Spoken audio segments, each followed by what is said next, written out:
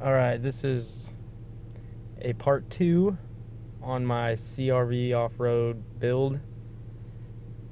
I am sitting in it right now. It started. It has 206,000 miles on it. Never had any overheating issues with it, and runs every day. It's my daily driver. A couple things that I've done to it: put this crappy head unit in, and this stupid thing broke. So now I can turn the volume up like this. You don't have to declare bankruptcy and like this instead of turning it. Loan. So I was able to fix that and keep that, so I don't have to spend any more money. Got my little hula girl all busted up. The inside of the car is pretty clean compared to the outside. All the interior is still intact. A bunch of marks up there from when I'm putting my pit bike back here. We'll just go ahead and walk around it while it's started. In my last video, I was cutting the wheel wells out to make these wheels fit, and I followed the first body line. It was down here. I ended up having to follow the second one. I had to cut into the door and notched basically half the subframe out a lot, and I'm going to be welding a plate in here to fill that hole.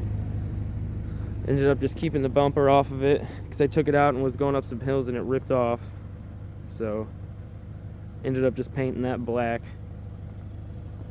The wheels stick out pretty far. They're on 2-inch wheel spacers, and those are pretty big. But as you can see, there's no exhaust back here.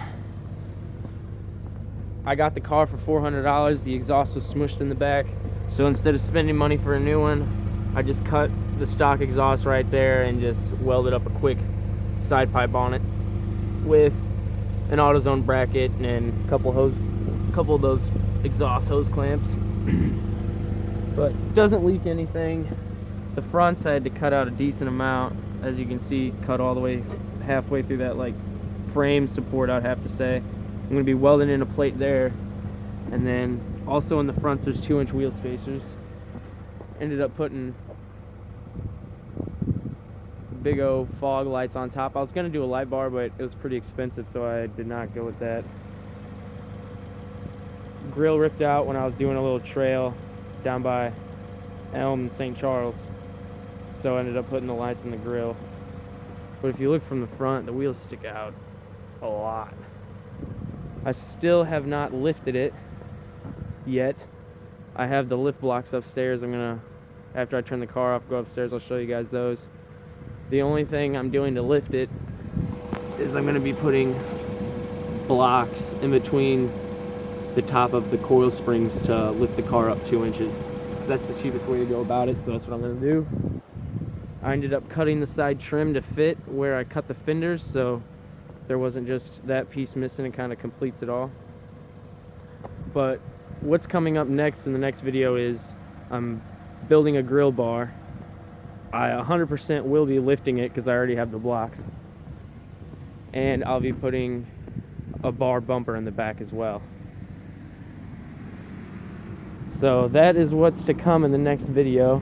This is what I've gotten done so far, and I've only spent about $150 for all the wheels and tires. Got them off a deal on Craigslist. I bought the wheel spacer adapter things.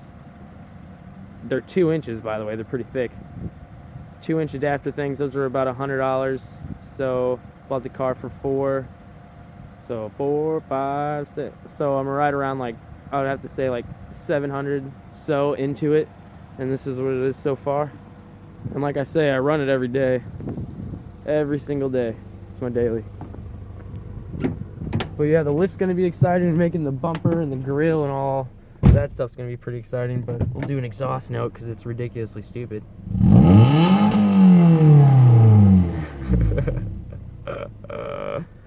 That pisses everyone off, and you know, this is a Honda, so I had to be that guy. It's the only fun way about it. I'll go upstairs and show you the lift blocks I got.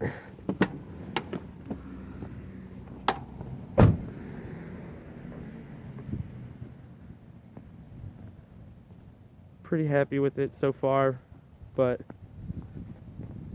a couple things I would have liked to go different that I'll explain in the next video.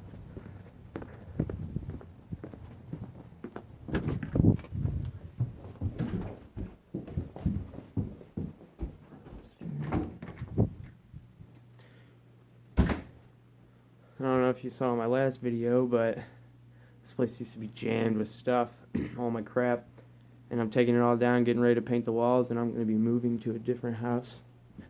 Pretty excited about that. There's my pooch, Zeus. But here's the lift blocks I got. And trust me, this looks pretty sketchy. So, yeah. But ended up just taking, it's a little over 2 inches. I'd have to say about an eighth. About 2 inches and an eighth. That's how big these blocks are that are going to go in between my coil spring and my body to lift the body up about 2 inches. Those go in there. All it is going to bolt to the coil spring, turn around. That's going to be mounted to the car, and then there'll be bolts on both sides. I might tack weld the blocks. Well, more than tack weld the blocks to the actual coil spring shock thing, so there won't be like any movement whatsoever. So you won't only be relying on the bolt going through each side, but you'll have all 4 sides welded up. So those are the lift blocks, and that will be on part 3. So stay tuned. Subscribe if you'd like to. Throw a comment down. I love feedback. So yeah, take it easy, guys.